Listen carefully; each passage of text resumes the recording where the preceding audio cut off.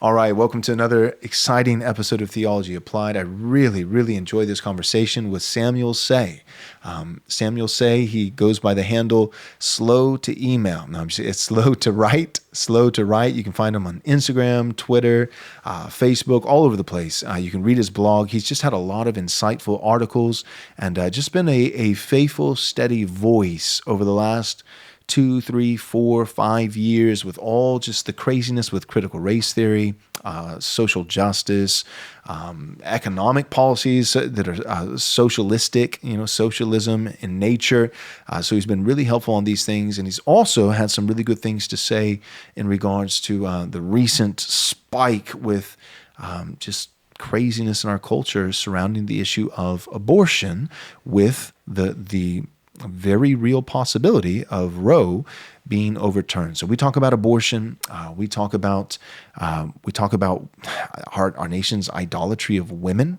Right? We talk about you can worship women or you can save babies, but you can't do both. We talk about the abolitionist position versus an incrementalist position, being an immediatism versus a gradualistic approach, and we, he would be more of this gradualistic, and I would be more of the immediatist abolition approach. And so we talk about all those kinds of things, and then we also talk about white supremacy, and we use names. We talk about one of my personal favorite race hustlers, Gavin Ortland, and his recent tweet where he talks about, not sure if the church has the courage, to come out and condemn white supremacy. So we talk about the race hustlers. We talk about just the gaslighting and the joke that we see going on right now in our nation, and sadly, within many leaders in the evangelical church. It's a great conversation. I think you'll enjoy it. Tune in. Applying God's Word to every aspect of life. This is Theology Applied.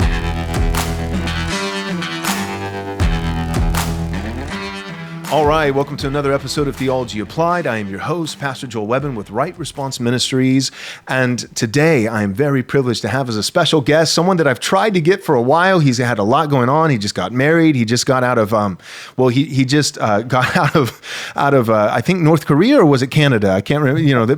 Basically the same. But anyway, so I finally got him on the show. Samuel Say, he goes by the handle slow to email. No, I'm just slow to write. Slow to write. But he got back to me, and I'm honored to have you on here. So Samuel, introduce yourself to our listeners. Well, I was honored to be here before that intro, and now I'm not quite. No, I'm kidding. It's great to be here. It really is. I'm looking forward to a conversation. I just got married last month, so now I think I have all this wisdom now. I was mentioning to you before that I think I'm ready to write a book on marriage now. So yeah, you can do that. It's like they just made a movie about Batman 2 years into being Batman. There is a market for it. It's like I remember going and I didn't know that background, so I was watching. I was like, this is kind of like a scrawny, kind of weak Batman. And then when I heard that, and so all you have to do is just in the fine print say, my take on marriage 1 month in. You don't claim to be an expert, but you can still sell some books. So yeah, no. But yeah, it really is an honor to be here. I've been following you on social media for a while, and it's I've seen many of your guests, so it's really a privilege to be here. So thank you. Cool. Well, it's a privilege to have you. I really appreciate it. And I've heard you. Well, I've read some of your articles, but then I've also heard you a couple times on Ali Beth Stuckey, and so that's been great to. I like following her, and it's been great to hear you there. So let's go ahead and talk about. We're going to talk about a lot of stuff. You and I, we were kind of brainstorming a little bit before we pressed record, but we want to talk about abortion. We want to talk about incrementalism versus abolitionism.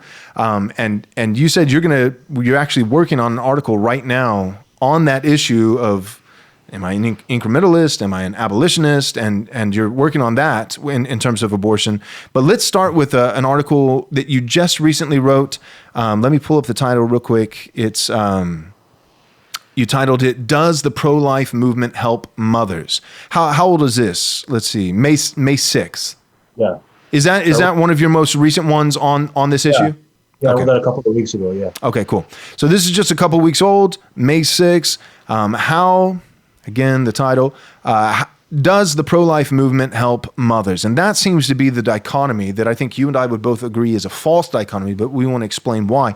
But the dichotomy that keeps getting shoved in our faces, and sadly, this is the dichotomy, like, well, do you love babies or do you love mothers? Like, are you pro-birth or are you pro-life? You know, like from womb to tomb. And that's been pushed, that rhetoric's been pushed by Democrats and pro-choice, you know, people for a very, very long time. But it seems as though that same rhetoric has been recently picked up by pro-life guys, even evangelical Christian guys, even Russell Moore guys. What do you think about that, Samuel? Oh man, I have to kind of relax when I talk about this because I cannot. That argument just is very irritating, especially when it's coming from pro-life people or Christians. Where, as you said, this is for decades, the pro-abortion side has been using this as a talking point. And now you have Christians and pro-life people embracing this. But, you know, not to move away from the topic, but I've been warning about this for a long time in light of critical race theory. Right. This is all a result. All those guys that you mentioned, the Russell Moores, the David Frenches of the world, they've embraced a form of critical race theory, which calls on them to consider other issues, such as so-called systemic racism, as just as important as the abortion issue. In fact, you had Thabiti, who has embraced critical race theory, who said that racism is a much bigger issue in America than abortion is. Yeah. Well, when you believe that, well, then you have to believe that that you can't just be so-called pro-birth, or you have to be, as you said earlier, holistically pro-life or from womb to tomb, because they really believe, well, they claim to believe, I'm trying to be as kind as possible, but also honest. They claim to believe that Black people are just are at risk of death, really, as preborn babies are, which is ridiculous. So it's coming from critical race theory, and of course, it's a lie. I've said this before, but the only people in our society where it's legal to kill them across the United States or across Canada is preborn babies, nobody else. Black people who are born have rights. And I mentioned who are born because, of course, Black people who are not born, Black people who are in the womb, get killed, enormously. We talk about disparities by race. One of the biggest disparities by race in America is, of course, the abortion rate in Black communities. So sadly, anyway, abortion and sadly crime often. But exactly. Yeah, you're right. Yeah, so much more that I'm sure I could say about that, but a lot of the reasons why people are embracing this is because of critical race theory and just the idea of social justice thinking within the church today. And it's one of the things I tell people that, look, I'm going to be delivering a talk very soon at a pro-life event for young people. And one of the things I'm going to be warning them is one of the biggest challenges they're going to have as pro-life advocates in America, as Christians, is critical race theory and social justice, that it's growing within the church in many ways. And because of that, it's threatening pro-life work within the church. Mm-hmm. Yep, I agree. You mentioned Thabiti. I always call him Anabwile, but I'm pretty sure it's pronounced Anabwile. But I don't feel much obligation to pronounce made-up names correctly. So if it's not your God-given name, then I'm not quite as concerned about getting it right. But Thabiti Anabwile, I remember he was doing a talk. It was a podcast with Matt Chandler, and it was right before the 2016 election between Trump and Hillary. And I remember him saying, and I think this gets us into the conversation of this false dichotomy, but I remember him saying, the sanctity of life, and the sanctity of the unborn is near and dear to the heart of God, but God's got a big heart. That was kind of his infamous, one-liner. God's got a big heart. God cares about injustice and poverty, and he, listed some other things. And I remember I just remember being angry as I was listening to that because I felt like it was so deceptive. And he even said, he advocated, said we should vote for Hillary because we've got a game plan for the Clintons. And for the record, I and many other people had no idea, that there was no basis for us to think that Trump was going to keep any of his promises at the time. I think it was a very different thing to vote for Trump in 2020 versus 2016.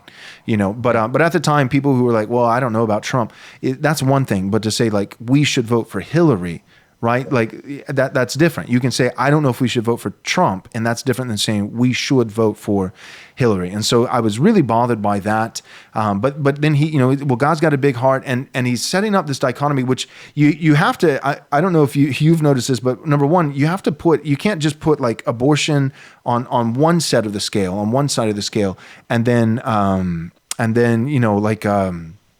economic, justice on the, like, you have to list like 10 things. And guys instinctively know this because you're talking about the murder of a child. So you got it, like, so number one, you can't just do, well, this thing and this thing. So you have to weigh this down with multiple issues, but, and then it kind of blurs it. But if you begin to pick and look at each one, it's like, okay, but does welfare actually help people? Does this actually help people? Does defunding the police actually help people? Is socialism actually helpful? Is it? And if when you look at it, it's not even, the argument isn't just, well, the life of the unborn is more important than this. And I would say that's true. The life of the unborn is the issue. It is a more important issue, even when you couple it over here with 10 issues. I think that this one is nearer to the heart of God than these other ones. But then the biggest problem is not even the matter of which one's more important to the heart of God. But the biggest thing is which one is clear in Scripture, which one is true. We don't have to do a lot of exegetical gymnastics to say you shouldn't murder babies. Right, that's an easy biblical argument to make, but to say that that welfare is mandated in Scripture and that it actually is effective in alleviating poverty, that's, you know what I mean. So it's not, these things aren't equal, but they're also not equally true. Do you have some thoughts on that? Oh, absolutely. There was a pastor in Canada who said that if you don't support, I'm sure you've heard this before, if you don't support paid. If you don't support paid maternity leave, you're not pro-life. So I'm like, wait a minute, are we okay? I'm like, that's actually yours. This is going to be controversial for many people, but this is just, I think, biblical truth. We forget a lot about Christ's parables in many ways, including how some of them are dealing with our culture. Christ, I believe, in the parable of the vineyard, I might be butchering that, but it talks about how does the master not have a right to give people the wages that he wants? Right. And that's Christ saying this, which means that if you own a business, if you own property, you have a right to decide on what you think is fair. If I am a business owner, I would like to be able to give people maternity leave if I think that's best. But it should be up to me. And that's what Christ is saying. So if you say to someone that you have to force them, even if you think it's good, but to force them, that's an injustice, according to Christ himself. Right. And to push a little further with that, it's not just up to you. I know what you're saying, but it's actually, it's up to you and the employee, because in that parable, one of the things that he says is, did you, not just it's my money, it's my resources, therefore I have the right to be generous and in whatever proportion and to whoever I want. But he also says, did you not agree to work for this wage? So it's not even just like I'm in charge and I get to do what I want. It's beyond that. It's you entered into a covenant. It is a contract with two parties, and you agreed to these terms, right? So you should have said, well, no, I'm not going to do that, and then some other employer, some other master who does offer, the paid child leave or whatever, then you could go and work for them and say, I don't think your wages are fair. I'm going to go over here. But the moment that you say, yeah, I agree to these terms, I think that it's fair, then that, yeah. Yeah. But, so I completely agree with you. And even there's one thing to argue that an individual or boss should choose that. But when you say the government has to mandate that as an injustice, because then you're removing that, you're moving someone's rights away from them where it becomes an injustice. And then I also say that, when it comes to the Old Testament, when God is talking about child sacrifice, you never hear God saying, well, hey, the reason why people are killing their babies is because you don't have free healthcare, you don't have welfare system, you don't have all these. It's ridiculous, right? The real issue is, should babies be murdered or not? Of course, that's no. So we fight against that, right? And as we've mentioned before, what they're pushing really out of socialism and all these things isn't of itself an injustice anyways. So really, they are apathetic towards a real injustice, and then they are promoting an injustice, which is, in many ways showing that when it comes to the issue oftentimes they're not looking at it from a biblical point of view. They're looking at it from a very man-centered point of view, which is why they're not addressing the abortion issue very clearly. And then, in the article you mentioned, to kind of get back to that, I know I moved away from that a little bit. One of the things I say, my main argument in the article is this. Of course, the pro-life movement is good, or is helping mothers. And my two main points for that is simply this. One, the best thing you can do for a mother is to not kill her baby. That's as simple as that. Right? The best you can do for a mother, even if you're not doing everything as a pro-life movement does, if all you do is to not kill her baby, right, and to help the baby, you're doing the best you can for a mother. As I said in the article, a mother, to define the word mother, it's weird I have to just define it, but these days, you kind of have to. It's simply, of course, a woman with a baby. So the best thing you can do for the woman with the baby is to keep her with her baby, is to save her baby, right? And then the second point is, the abortion, the pro-life movement is extraordinarily helping moms beyond saving their babies. We are, I say we because I'm part of the pro-life movement, and we've been giving women resources. We have the crisis pregnancy centers across the U.S. and Canada. We outnumber Planned Parenthood by 4-1, and we're growing in terms of this number of places out there to help women with counseling, with protection from abusive spouses, with financial help, and a number of different ways to help them. We are doing these things. So the idea that we're not helping moms is ridiculous, right? I mentioned in the article that there is a so-called pro-life group, and I will mention them. They're called the AND Campaign, and they basically they support moms. Basically, they say that they're from womb to tomb, and they have an ad where they say that the pro-choice movement ignores the baby but helps the mom. Is what they said, and it's supposed to be a Christian pro-life group.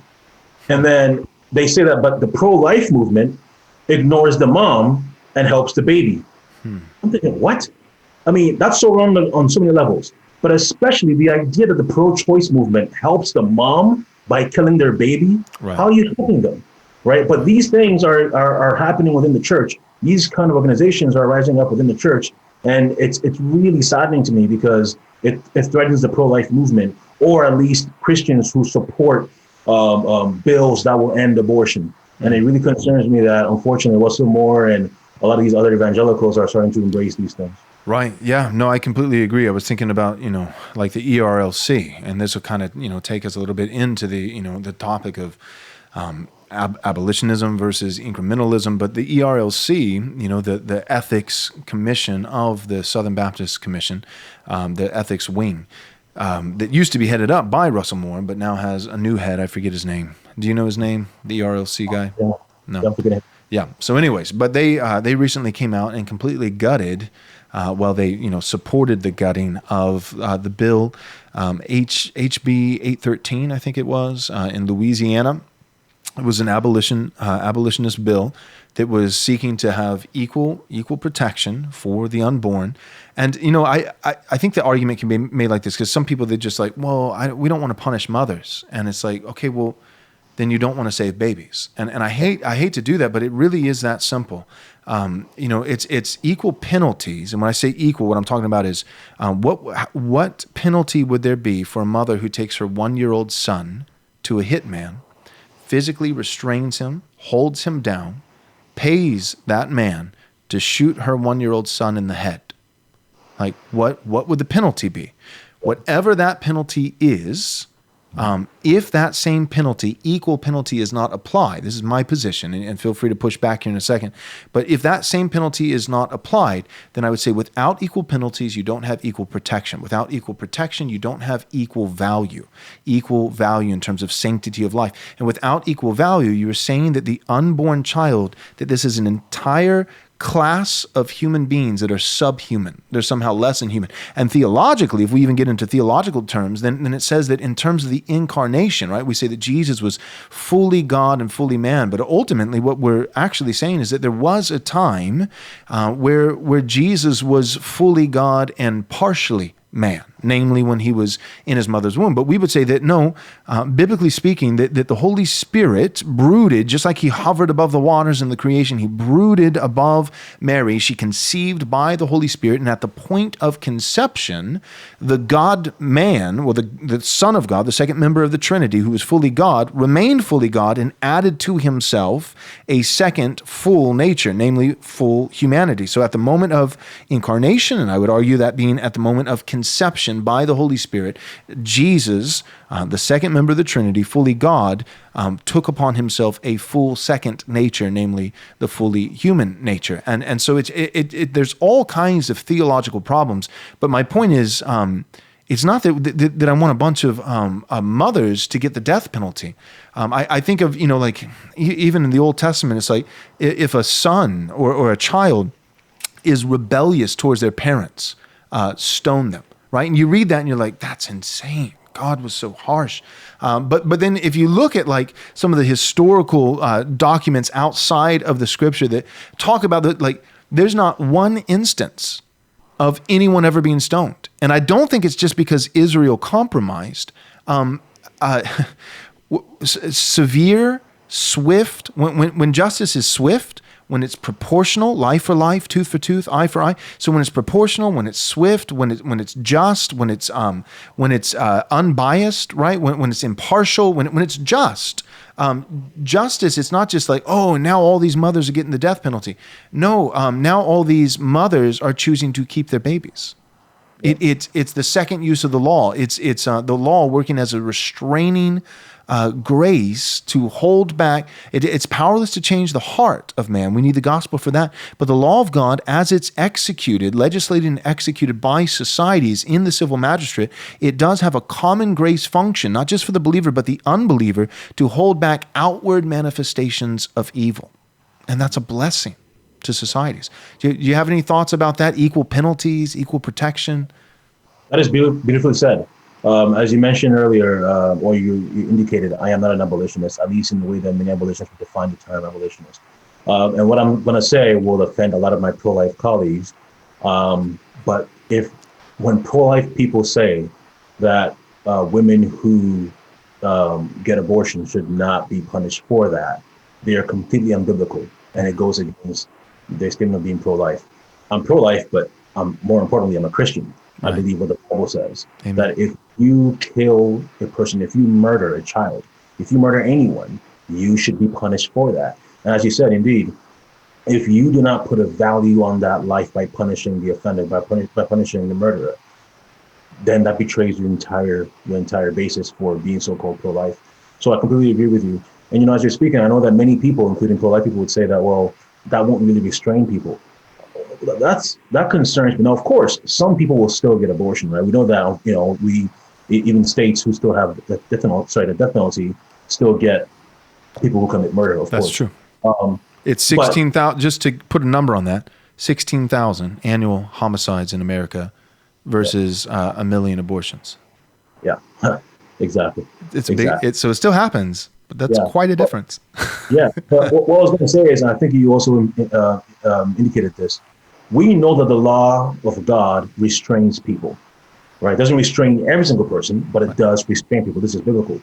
So then why would we believe that laws that reflect the law of God wouldn't restrain people? If we say that it wouldn't, we're saying the law of God does not restrain people at all. And of course, that would then be us rejecting the word of God. So I completely agree with you. You said it better than I can.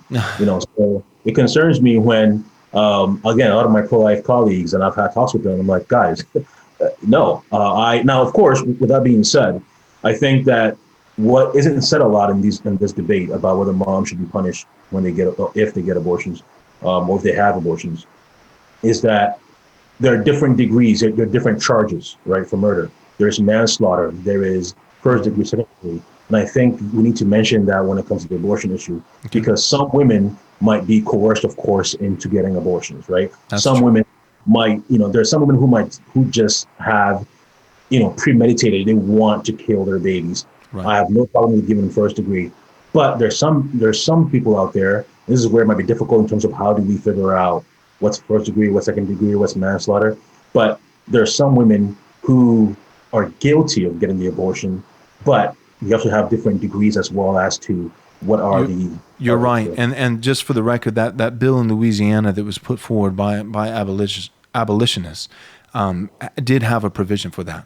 So they, even as an abolitionist, recognize, okay, but there is a difference, right? So like to reverse the roles a little bit. So like I gave the analogy with the illustration of a mother bringing her 1-year-old child to a hitman and holding them down. The reason why I use that language of holding them down, that it's like, well, yeah, but a mom doesn't do that when she has an abortion. No, she does. She's physically bringing the child and holding it down by virtue of the child having nowhere to go and being inside of her. Whatever she's doing with her body is that is restraining the child, holding the child down by virtue of her restraining herself and lying down in that chair and making the child available for a hitman. And so I would change, to add an extra dynamic in this hypothetical scenario for the sake of illustration. Let's say there's a third party. A mom is bringing a child. But she's being used kind of as a kind, trustworthy, credible voice for the child to get the child there, right? Like, come on, sweetie, it's okay, you can trust me. And she's kind of, you can tell she's crying, she's distraught, and behind her, little does the child know, but dad is there with a gun to the back of mom's head, saying, "Tell the child to come," right? And that mom would be less culpable. Significantly less culpable, and so to have those kinds of clauses in a bill, I think is just. And the abolitionists that I know is that we recognize that there are these kinds of things. So and there's of course I'll probably mispronounce it, but ectopic pregnancies, is that how you say it? Ectopic, yeah. Yeah, when it, in the fallopian tube and the egg doesn't get implanted correctly, and those kinds of where the life of the mother is in jeopardy, and even then it's like, oh well, why do you always save the life of the mother and don't choose the life of the baby? Well, in an ectopic pregnancy, saving the life of the baby is not an option. That's where the baby is so underdeveloped. That's just usually a matter of just a few weeks. And so in that scenario, it's not like, oh, choose the baby or the mom. The baby is not going to live. The baby can't live. And so it's just, do we want the mom to go down with the ship to die with the baby? Is it 2 deaths or 1?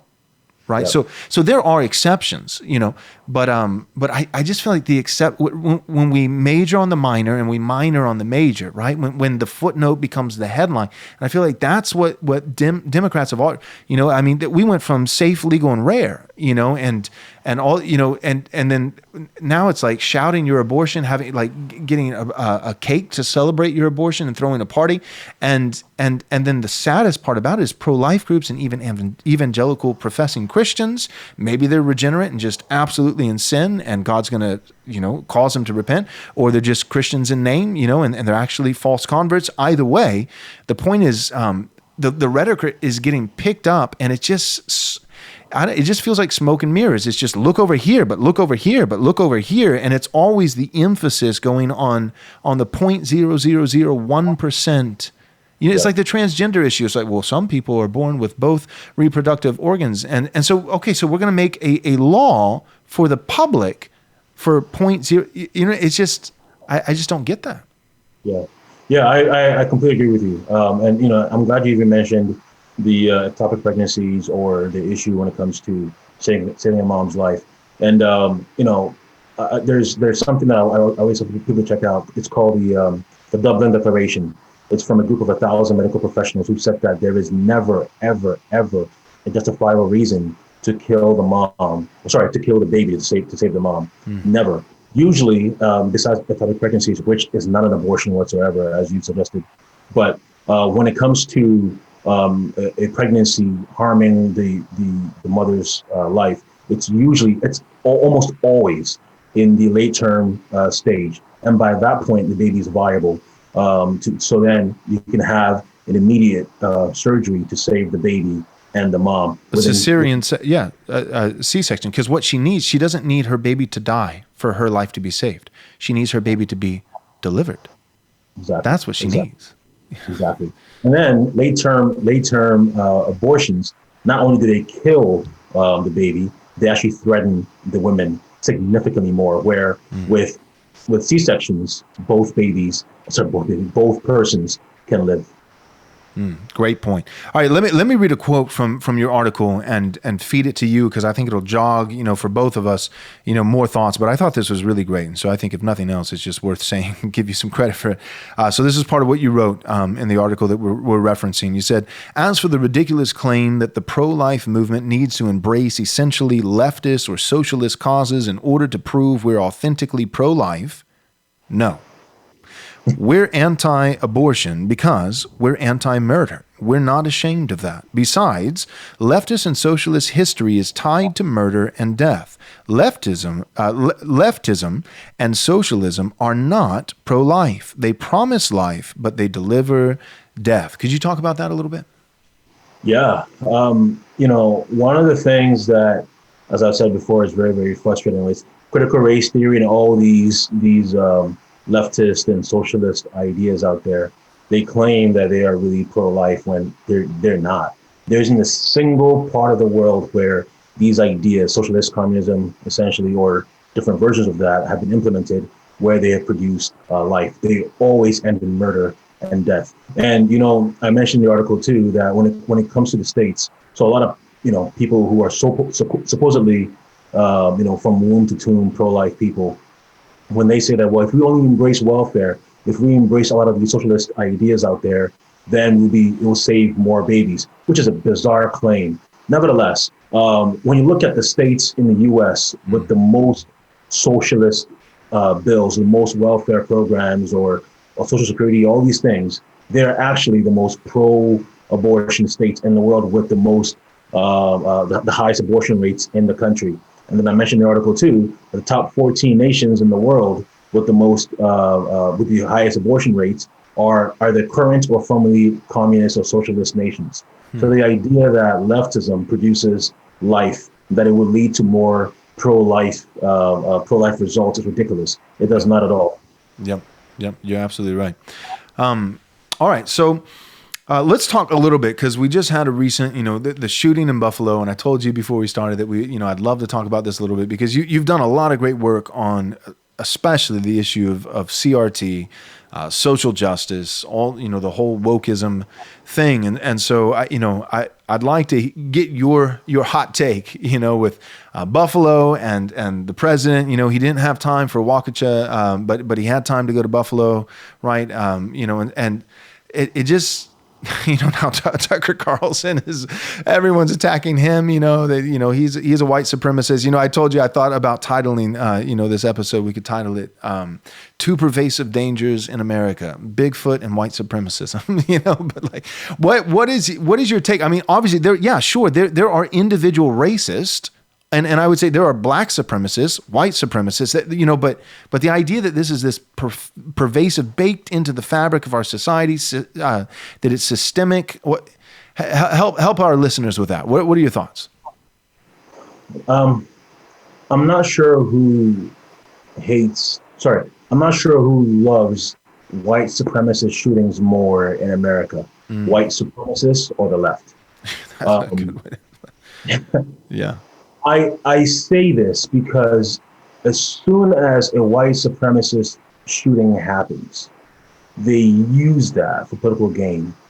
And that they seem to enjoy that, because then like, aha, we got something here that can help us out. We have something to use against the Tucker Carlson, use against the conservatives, the Republicans, or so-called white evangelicals. And, it's very concerning that people aren't seeing this. White supremacy is absolutely trending downward in America, right? It is extremely rare. And yet, now I'm not saying, I know people are white supremacists though. I know that still exists. Right. However, you see in the shooting, it is trending downward. However, black supremacy is going up. People don't like this, but it's a fact, right? That's why as you saw in Waukesha, you had the black supremacist attack there, and no one talked about it. In fact, there've been several other black supremacist shootings, and no one talks about this, because the left and many, unfortunately, a lot of critical race theorists within the church, many people are not willing to address that all supremacist ideas are evil, because oftentimes they're much more focused on, political gain or social gain or even church growth. which is a Right. different kind of thing. In that they're afraid that if they address these issues, that they will lose some black members from the church who might be woke, or Right. even white members from the church who might be woke, or they believe that by teaching against all racist ideas, then that they will lose people from coming to the church as well too. So Right. I mentioned this on social media that I have a friend who's pastoring. He's a black pastor who's pastoring right in our neighborhood, and he is against critical race theory, and of course he's also against white supremacy. And he just asked me today to pray for him because he's really burdened by this. He is really just trying to love his neighborhood and love his church very well. But the sad thing is, a lot of critical race theory thinking, a lot of anger towards white Christians is in that area and, Yeah. within the circle. And he's struggling with that because, of course, as a faithful pastor, he's calling people to hate all sin, to hate all sinful ideologies, and then to love the gospel and to love people of the gospel, including white evangelicals. I hate using that term, but people keep using that term to slander our brothers, to slander people who are part of my family. So anyway, I don't know. No, that's super helpful. Yeah, and white evangelicals is, I mean, it's just a descriptive term. It's like black evangelicals, white evangelicals, like, it's helpful to use. And, I was thinking the other day, I thought about tweeting this out and, I'd probably get some flack for it, but I was thinking like, I remember guys like Jamar Tisby saying, I'm afraid or to go and worship in my church today, knowing that straight white male evangelicals, put Trump in office. It was right after the results of the election back in 2016, and I remember guys saying that that kind of rhetoric of like, I can't even worship with these people anymore because speaking of white evangelicals and primarily the cisgendered straight white male evangelicals that put Trump into office, and I was thinking it's like, well, you know what, like, from time to time, I like to think like, what am I grateful for today? Or what am I grateful for this week? And I was like, I was thinking just the other day, I'm grateful for straight, cisgendered, white, male evangelicals who put Trump into office. And it very much looks like Roe is going to get overturned. Yeah. Isn't that crazy? Isn't that something? Right? We all said it would never happen. That's just stupid, and here we are. Not to move away from that. Now, I'm very grateful for that too. But I thought you were going to say something a lot. I wouldn't say harsh. More controversial. Well, no, I was going to say, you know what? He's being honest there. He can't worship with Christians. Yeah. That's saying something. That's saying something. There is a difference. Yeah. When you say you can't worship with, frankly, God's people, I think, I'll say it frankly, I'm not sure if I can call Jamar Tisby my brother. Right. Some of it thinking, it's, so when I read that, I'm like, well, he seems to be thinking exactly what I'm thinking. And a lot of those people are thinking the same thing too. But going back to what we said about Roe, it's amazing that a lot of the people who, again, they claim they are anti-abortion, they claim they're pro-life. And look, I'm not saying anyone should be voting for Trump. That's up to people. I think it's very difficult to vote for Trump, at least in the election in 2016. Clearly, we see its fruits. But it's amazing that people hate him so much. They can't even enjoy. And I can't even say they even hate just Trump. As we see with French, it's not really just Trump. It's really just hating the Republicans, hating conservatism, hating evangelicals, that they can't rejoice in the fact that because people voted for Trump, that now Roe v. Wade is about to be overturned. It is pretty remarkable that people hate him so much, and they hate, unfortunately, many other people so much that they can't rejoice in all these things. Right. And all the things that we had said that Trump might be able to do. Right. He's been able to do it and more. And it's pretty remarkable. And yet, again, there's so much hatred for evangelicals that many people are not rejoicing in it. Right. Exactly. Yeah. Nobody's sitting here, neither you or I, and saying, Trump should be an elder in our local church. I'm not even sitting here saying that Trump is legitimate, regenerate. I don't know. I lean towards not. I don't see just some of the statements in terms of, and not like this, this is arrogant. Because I think of the C.S. Lewis quote, like arrogance is pride is one of the most difficult sins to see in ourselves, but very easy to see in others. And perhaps one of the clearest indicators of pride in ourselves is the degree by which we're bothered when we think we see it in others. I think a lot of people who talk about Trump's arrogance are arrogant people. That there's, because a truly humble person is just not nearly as bothered by the sin of pride as prideful people. It's prideful people who just get all up in a dither about pride. So I don't think all of Trump's rhetoric was prideful. I think some of it was prideful, but the things that I thought was most prideful, I remember somebody asking him one time, like, do you repent? And I'm going to get it wrong, so I'm paraphrasing, so forgive me if I'm misrepresenting what he said. Representing things clearly matters. But he said something along the lines of, well, I just try to do everything right. I'd rather do things right than repent, and it's like, well, yeah, me too. I'm trying, but the way he said it was kind of like this sense of like, I just don't really have that much to repent for. And whereas like for me, it's like, it takes me like, 30 seconds and I've got a litany of sins that I can confess to the Lord. And so anyways, all that being said, like nobody really knew what we were going to get with Trump. I think voting for Trump in 2020 is very different than voting for him in 2016. But all that said, none of us had a crystal ball back in 2016, but except for maybe Wayne Grudem. I'm a cessationist, but Wayne Grudem, I think one of the strongest arguments for revelation, continued revelation, which, Wayne Grudem obviously is a continuationist, is, man, he got so much flack from John Piper, from like all these different guys, because he said like, yeah, Trump has all these moral issues. The guy's been, been to the Playboy Mansion, like nobody's saying the guy is a saint. He's got multiple failed marriages, all these kinds of things. But he said, but this, if you look at the Supreme Court justices and you look at their ages and their tenure and all these kinds of, this very well might be a time where three of them, he nailed it, three of them might get replaced. And Trump might give us conservative ones. Hillary will give us incredible, the most leftist Supreme Court justices. Like they would make Ruth Bader Ginsburg look conservative, and so that was his whole argument. And he was right. He nailed it. And I'm like you, I'm also not a cessationist, but I said after the leak about Roe v. Wade that clearly the election from 2016 was one of the most consequential elections in American history. And again, I'm a cessationist, but I look at that and I look at just how things have played out. And that's when you had essentially like a bit of a civil war within the church on this issue. And God seems to have blessed, Trump in a unique way. Again, I'm not saying that Trump, I don't think he's a believer as well. I'm not saying that he's even a good man in many ways. I admire some things about him. Me too. There are respectable qualities about him. Yeah. Exactly. And yet, when you look at the fact that, he's just for 4 years, never mind even 8 years, for 4 years, he's been able to possibly help on the abortion issue in a magnificent way. Not even just the abortion issue too, many other things, but especially that, where I'm part of the pro-life movement. I'll be honest with you. I was a bit pessimistic. I'm like, I don't know if we can end Roe v. Wade anytime soon. And yet it seems to just happen right away. It's crazy. So, yeah. And sorry, go ahead. I was just, yeah, it's crazy. Here we are. Like, I thought like it could be another 50 years and here we are. Exactly.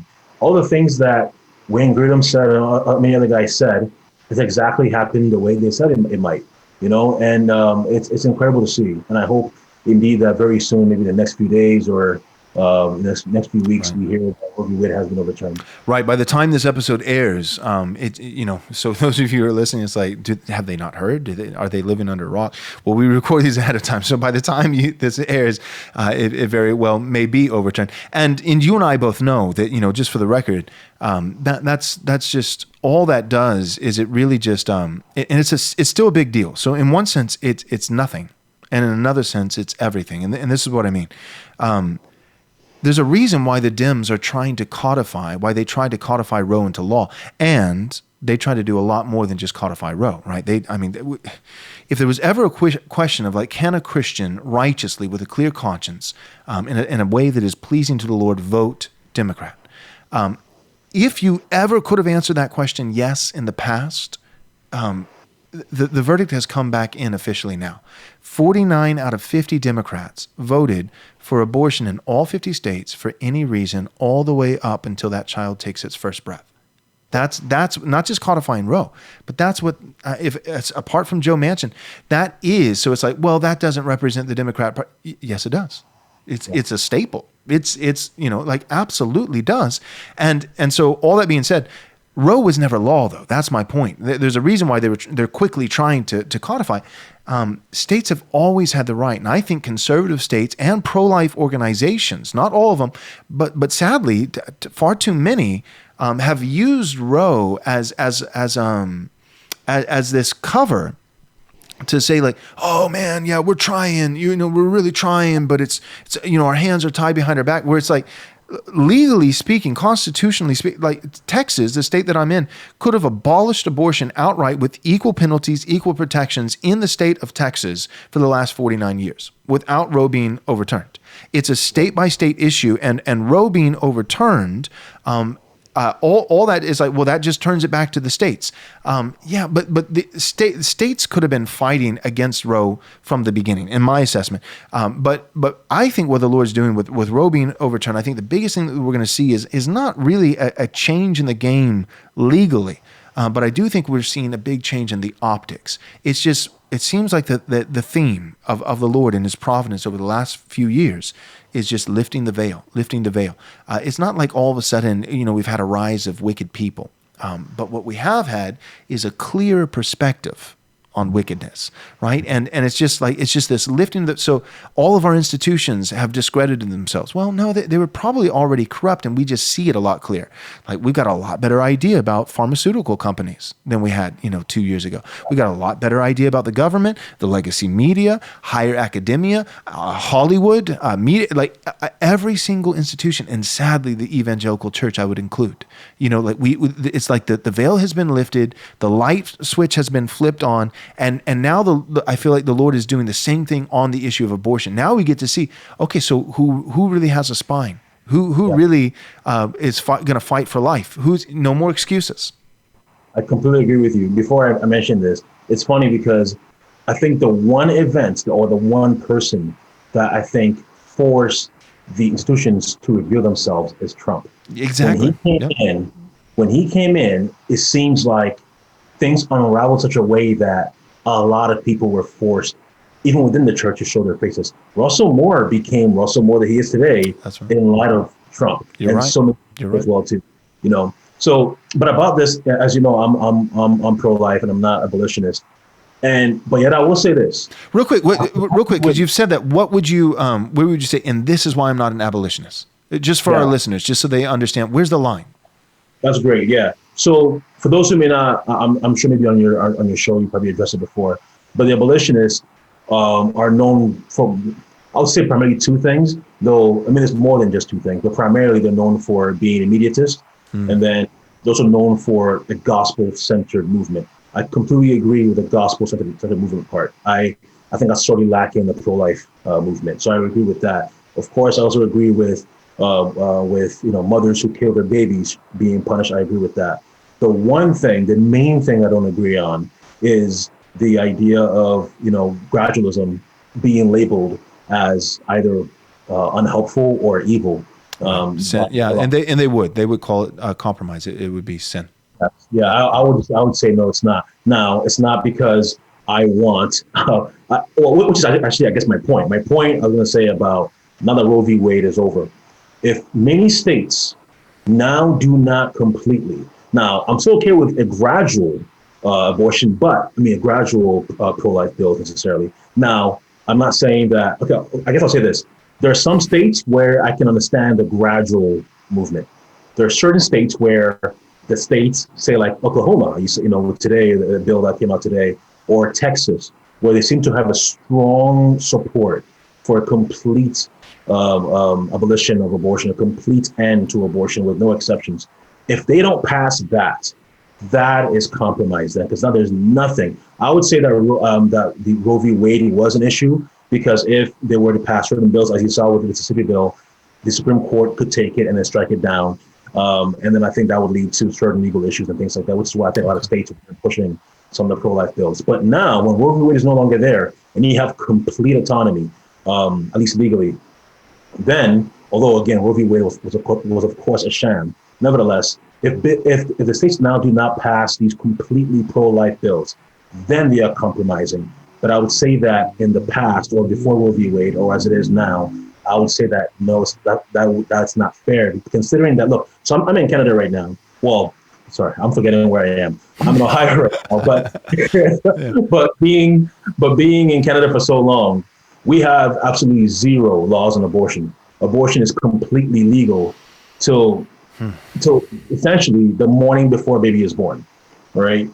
And I mention this because, yes, to kill a baby when the baby's a day old or as a zygote, and to kill a baby when they are 9 months, in the womb is the exact same thing. They're both evil. But part of the concerns that I have about abolitionism is this. Abolitionists 40 years ago in Canada, we had an opportunity to have a very strong pro-life bill. At the time, it would have been one of the strongest in the entire world, but they did not want any exceptions whatsoever. And they said, no, we will not compromise in this way. We want an end to all abortion. I love that. The problem was it was catastrophic when it comes to strategy-wise. And that's why 40 years later, we don't have a bill anymore. We don't, because everyone said, wait a minute, if back then we can't even get that pushed, what's the point?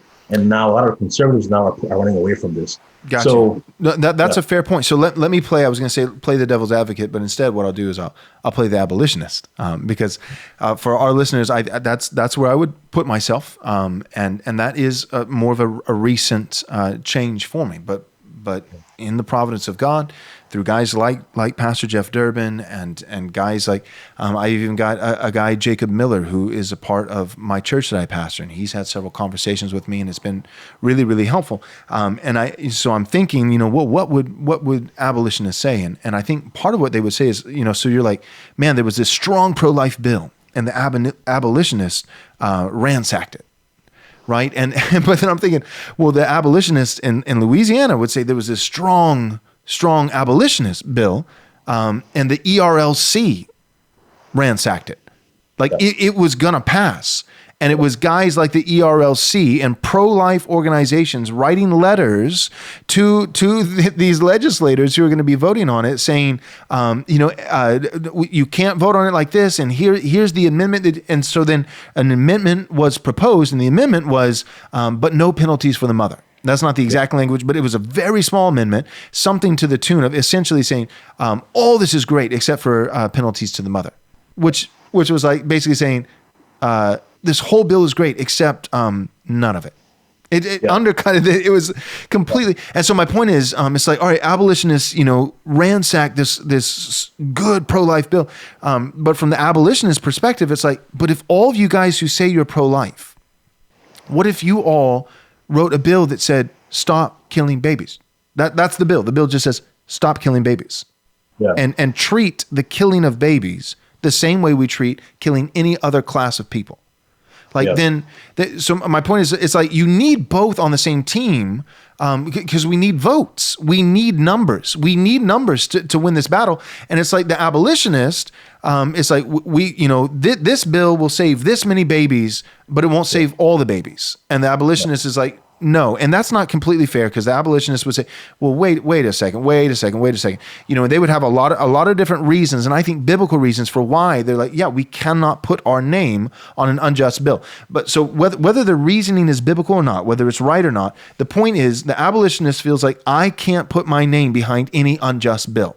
And then the pro-life guys, I guess my point is, I feel like there's a more defensible position for the abolitionist saying, I can't put my name on a bill that says you have to murder less babies, but you can still murder some babies. But the pro-life, what is their reason for not just putting forward, not just a strong bill, but the strongest bill that saves all the babies?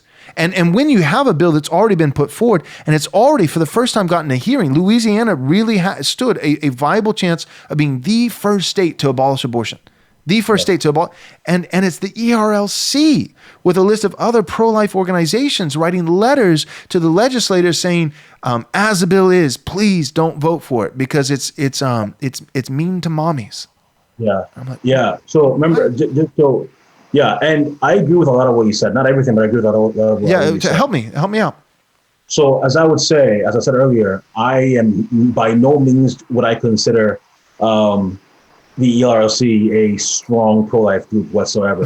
Right. In the same way that you would acknowledge that there are some unhelpful abolitionists, I would say that there are also some unhelpful pro-life people as well too. The best way I can say is this way. I said before that I consider myself an abolitionist, and frankly, every true pro-life person would say there are also abolitionists in the sense that we want to abolish abortion. Right. The real debate is not if you're truly pro-life, you want to abolish abortion. So the question is immediacy or increments. Exactly. How? But even then, I think one of the things that concerns me is that it seems to me that a lot of the abolitionists do not. I think for many people, given by some of the things they say, they do understand our position, but they don't, I think, choose, unless not you, but many do not choose to listen to what we're really saying. So in that bill you mentioned in Louisiana, I would be with the abolitionists. If it would pass, if it had a real chance of passing, I'm with the abolitionists. If it won't pass, it depends on what I think we could do to basically we said about having the strongest bill possible. That's me. I want the strongest bill possible. But you want the strongest bill possible that you think will pass. Yes. So I think that's the rub. And that's super helpful because that makes it really clear. I see the distinction. You want the strongest bill possible that will save the most babies possible that'll pass. And the abolitionists would say, I don't want the strongest bill possible. I want what I see scripturally to be the most righteous bill possible. Yeah. Now, whether it'll pass or not. And I leave that to the sovereignty of God. Yeah. I'm steel manning the abolitionists because I feel I'm on that side. So, I think now we would say that we're being righteous soon. Of course, I wish we would say that we're not, but we would say that we'd rather save some than save none at all. But what I will say, is that I see myself as, not that I'm anything like Wilberforce, but I would agree with Wilberforce in, I think it was 17, I'm forgetting exactly what year, when Wilberforce passed a bill that didn't ban slavery, but banned the slave trade, right? That's what I would agree with him. That I wouldn't say he was unrighteous because what he wanted to do was ban all slavery, but he knew that wasn't going to pass. So he pushed a bill that would pass the slave trade. Yeah. And then through his efforts in 1835, then he, along some of his followers, by that time I think he retired when it passed. Then in Britain, they passed the bill that would ban all slavery. Now, what I will say is this, if by that point, when all Britain was mostly towards the side of anti-slavery, and then they simply pushed a anti-slave trade bill, that's unrighteous because you can actually do much more, right? So it depends on the situation is what I would say. So that's why I say that in Canada, there was an injustice there with the abolitionists in my view. But in certain cases where you can actually end abortion, you should absolutely be abolitionist. Gotcha. So we would disagree, but everything you're saying, I really appreciate, and I think it's helpful to be able to go back and forth because one thing that I'll and I may get some flack for this, but I've gotten this testimony from abolitionists like Jeff Durbin, like guys that I know, good guys that I feel like are solid, and I don't just agree with their position, but they're solid across the gambit in other areas, and sadly, I don't know what it is, but there's something about the abolitionist position that seems to attract guys who they'd be like, yeah, I'm an abolitionist. And it's like, and what church are you a member at? Yeah. They're not. They're not a member in a local church. They're always contentious. They're like, well, I can't go to that church. And it's like, well, dude, there's a lot of churches I can't go to either. But I'm saying like they wouldn't be able to go to my church. They find something wrong with Jeff Durbin's church. They've been wandering, right? And they'll get together maybe on a Sunday, at a courthouse, but and do a protest, but not the ordinary means of grace. That it's like, when's the last time you've taken the Lord's Supper rightly administered in the body? And so all that being said, my point is, I think it matters.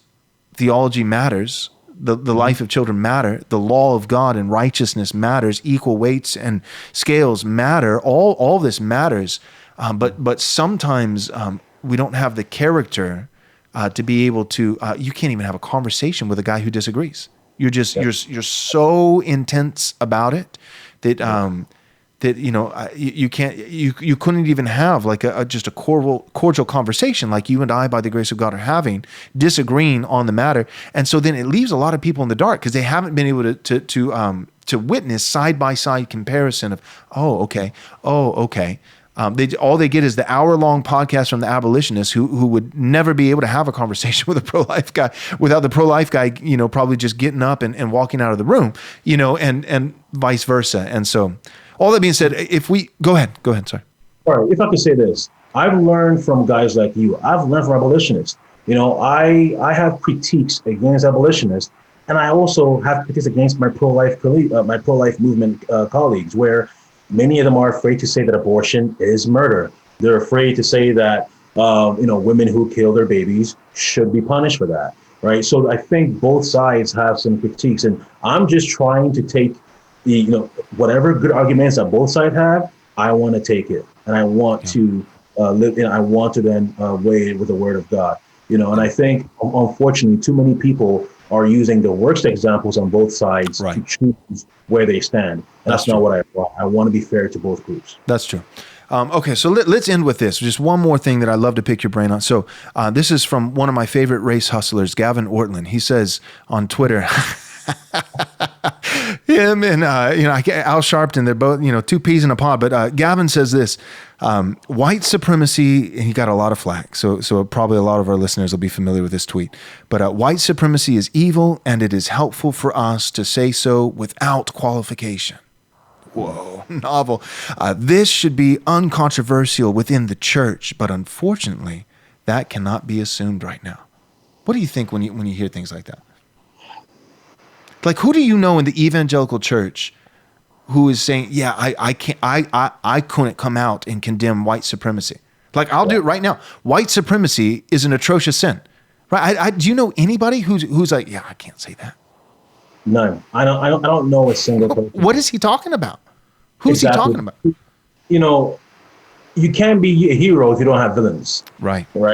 And oftentimes people like him who want to be hailed as heroes, where they can say, unlike the other people out there, unlike the other people, look at me. Oh, dude, I'm brave. Exactly. So since, unfortunately, he wants to be seen as a hero, he has to create phantom villains. Because, again, I'm sure there are white supremacists, but I actually replied to that tweet and I said, look, I can't think of I can't imagine that there is a faithful church member, if a truly faithful, genuine member of a church who supports white supremacy. What are you talking about? Right.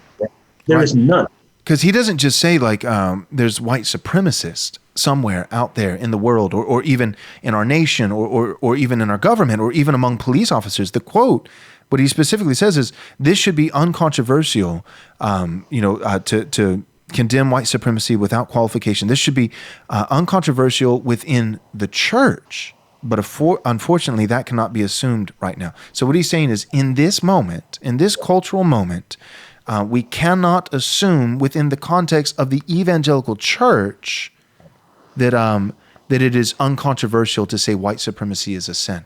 And I'm just like, man, what world are you living in? And I would say the world is living in is a critical race theory world, right? Which assumes that traditional Americanism, that frankly, traditional evangelicalism, traditional biblical Christianity is white supremacist. Right. Now, I'm not saying he is saying that necessarily, but he's influenced by that kind of thinking. You're right. So people who voted for Trump are white supremacists.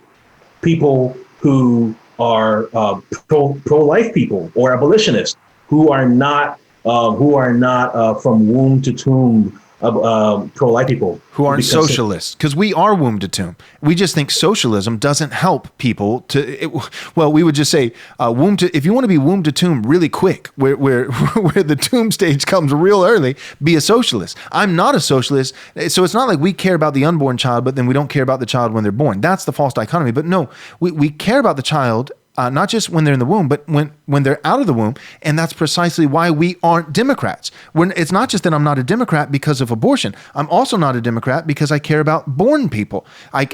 Because socialism is highly effective in gaining equal outcome in terms of economic effects, but by only reaching the common lowest denominator. Socialism, in other words, is highly effective in ensuring that everybody starves. Everybody's poor. So I'm not a socialist, but not because I don't care about life, but because I do. I do care about life. Exactly. I completely agree with you. I grew up in a nation, like many African nations, that was very much influenced by communism and socialism. Not to get too much into my personal life, but I would say that. So one of the reasons why my father left my mom and me before I was born is because of the consequences of communism. Ghana in the late 80s when I was born was very poor because of communism. And that led my dad's sin. But my dad's sin was he was tempted by a sinful ideology, communism, that just made his own heart even worse. And that's true for so many Ghanaians and so many Africans, where life. One of the reasons why Africa doesn't get talked about a lot. One of the reasons why Africa is where it is now is because of liberation leaders. It's because of communism in Africa. And we talk about woke thinking. It's been around for decades. Communism, socialism, all these things have been there for a long time. It's been destroying people. It does not lead to life. It leads to death. It leads to abortion. It leads to mass murdering. It leads to bread lines. It leads to all these things that these people claim they're against, but they're not. And again, it should be very, very simple in that the idea that, even now, people can talk about how, well, as Tim Keller talked about, he's not quite sure the best way, or if the Bible says, the best way or the right way to address the abortion issue. Well, I mean, that's for me a different time. But yet, they will never say that about white supremacy. When it comes to white supremacy, they are so direct. They are so explicit. But when it comes to abortion and other actual real issues that we're dealing with, let's be more nuanced about that. Mm-hmm. You're absolutely right. Yeah. They're never saying, oh, well, this white supremacist, who was he influenced by? And maybe he wasn't of sound mind, and maybe he didn't really know that, like he hates black people, but maybe he didn't really know that black people are equal in value to white people, but that's exactly the rhetoric is like, well, this mother, she didn't really know that baby was actually a baby.